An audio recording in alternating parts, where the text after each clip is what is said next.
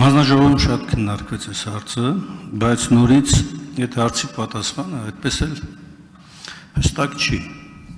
Հիմա, թե ինչ է լինելու ապագայում, ինչ հանձնաժողովներ են ձևավորվել, թողենք ապագայի մասով։ Այսօրվա կարգավորումն ասում է, քաղաքական մեծամասնություն, դու ստանձնում ես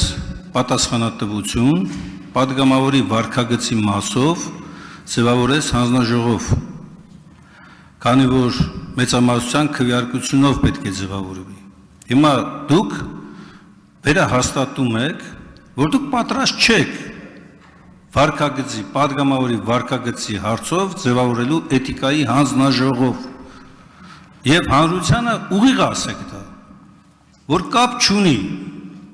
Եթե իշխանության պատգամավոր է, ուրեմն ամեն ինչ իրան թույլատրելի է։ Դրա համար չեք ուզում ստեղծվի։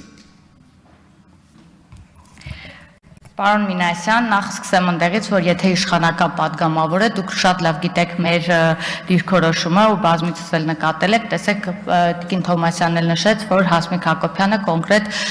որակավորում տվել է ամեն դեպքում այս դեպքին, այսինքն մենք այդպես խնդիր չունենք դատապարտելու ցանկացած տեսակի ատելության խոսք, բռնություն եւ այլն, ես ելի եմ ասում, ես զերծ եմ մնում այս մասին։ Իսկ այն հանձնառությունը, որ մենք ցանկանում ենք ստեղծել էթիկայի մշտական հանձնաժողով, որը կարողանում է գործել, դա արդեն խոսում է մեր հանձնառության մասին, որ մենք ամեն դեպքում պատրաստ ենք եւ ունենք այդ հանձնառությունը, բայց մասնավոր դեպքերին անդրադառնալ այս պահին չեմ ցանկանում։ Ես էլի պետք է նշեմ մեր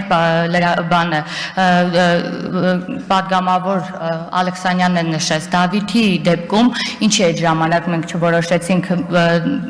հանձնաժողով ստեղծել, որպեսզի դատապարտվեր, ես չլսեցի Դավիթ Լևոնյանի դեպքում որևէ դատապարտող հայտարարություն կոնկրետ ընդդիմության կողմից, բայց մենք այնքան քաջություն, համարձակություն, նաև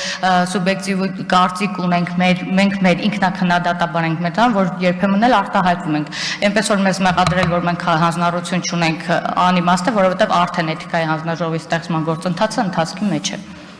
Ես այնքան շնորհակալ կլինեի, որ Անդրանիկ Քոչարյանին կամ որևէ անձի մասով վերաբերվեին իրավապահները այնպես, ինչպես վերաբերվեցին ձեր բերված օրինակում պատգամավորի օգնականի նկատմամբ, դրա 10%-ի չափով։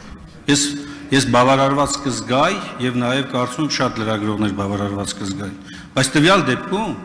դուք տեսեք, շատ է սիրում Ռուբինյանը այդ բառն օգտագործել։ Դասական երեսպաշտության օրինակ եք ցույց տալիս։ Ասում եք մենք անհատապես դատապարտում ենք, բայց խմբային ոչ։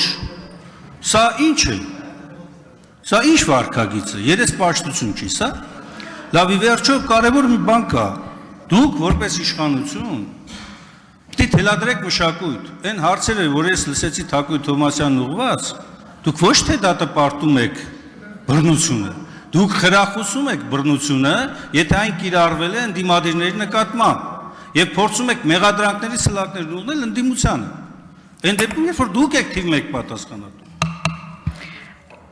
Պարոն Մինասյան, այդ նույն մոտեցմամբ ես կարող եի ասել, որ դուք էլ նույն մոտեցումն եք ցուցաբերում իշխանական պատգամավորների նկատմամբ, եթե չեք դատապարտում մի դեպքը կա, եթե սրանից առաջ լինեին տարբեր դեպքեր, որոնք որ անկախ առանց սուբյեկտիվ վերաբերմունքի կարտահայտության կլինեին առաջարկ այդպիսի էթիկայի հանձնաժողով ձևակերպելը, գուցե հիմա այս խոսակցությունը չէր լինի, բայց քանի որ կա կոնկրետ վերաբերմունք, կոնկրետ անձի նկատմամբ եւ կոնկրետ այս հարցը բերվում է մասնավոր դեպքում հենց մասնավոր անձի նկատմամբ դա արդեն կողմնակալ վերաբերմունք է, այդ իսկ պատճառով էլ մեր